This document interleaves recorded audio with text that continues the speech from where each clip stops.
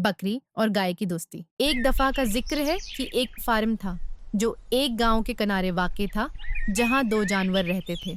गैरटी एक छोटी तेज तरार बकरी थी जिसकी आंखों में चमक और शरारत थी, और क्लारा एक नर्म दिल मेहरबान गाय थी जिसकी आंखें साफ और भूरी थीं और उसका जिस्म हमवार था जैसे मक्खन। यह फार्म खुशहाल था, जहां सब्ज घास से भरा मैदान और जानवरों की एक कम्युनिटी थी। जब बात गेरटी और किलारा की आती तो ये दोस्ती बिल्कुल नहीं थी। गेरटी हमेशा दौड़ती रहती थी, पत्थरों और बाड़ों से छलांग लगाती, पहाड़ियों और दरख्तों पर चढ़ती और थोड़ी बहुत शरारत करती। वो जो कुछ भी देखती उसे चबाने लगती, यहाँ तक कि कुलारा के पसंदीदा फूलों को भी। किलारा दूसरी तरफ एक परस्कून आहिस्ता चलती हुई गाय थी जो आराम से बैठी रहती और घास चरती रहती। वो खामोश और पीसफुल थी और उसे समझ नहीं आता था कि गेटी हमेशा इतनी कंफ्यूज क्यों रहती है। एक दिन किलारा मैदान में घास चरती हुई बैठी थी।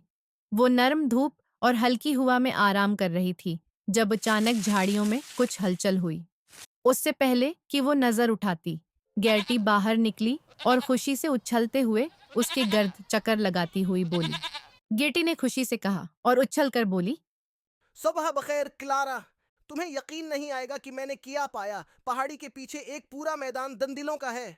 कलारा ने आहिस्ता से अपनी आंखों को चमकाते हुए कहा। दंदीले? गैरटी?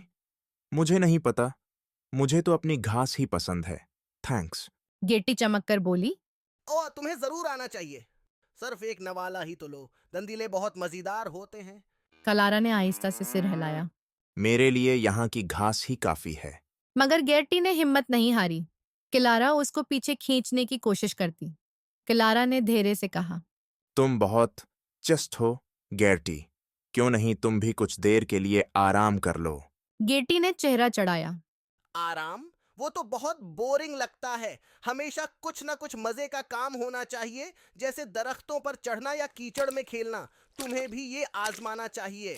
कलारा ने आहिस्ता से मुस्कुराकर कहा। और शायद मैं कभी कभी तुम्हारे साथ कुछ तेज दौड़ूं, गैरटी।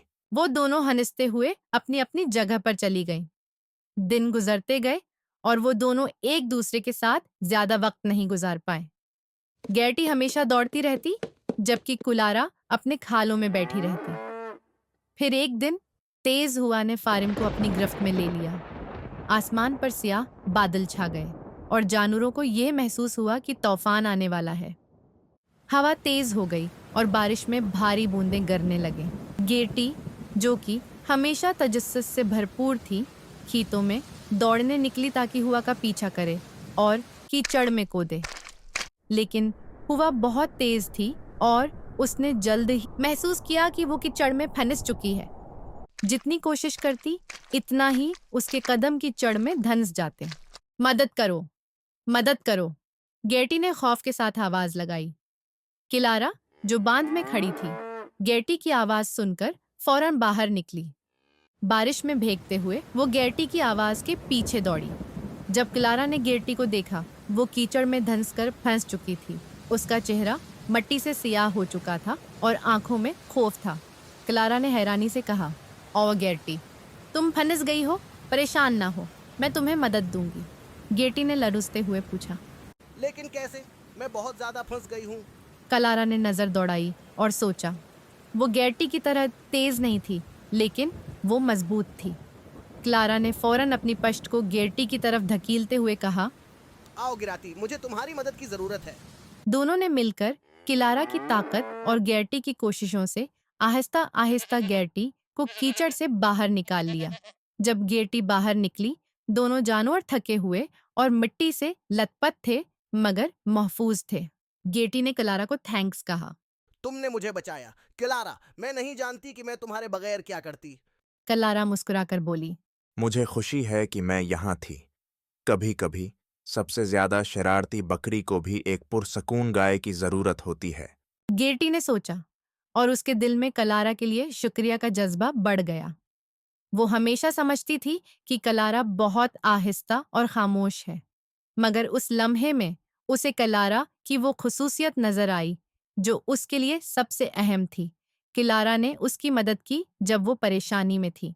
इस दिन के बाद गेर्टी और क्लारा की दोस्ती में कुछ बदल गया। वो एक दूसरे के साथ ज्यादा वक्त गुजारने लगे। गेर्टी कभी कभार क्लारा को अपने साथ दौड़ने के लिए बुलाती और क्लारा भी आहिस्ता आहिस्ता कभी कभार गेर्टी के साथ कुछ तफरीह में शामिल होने लगी।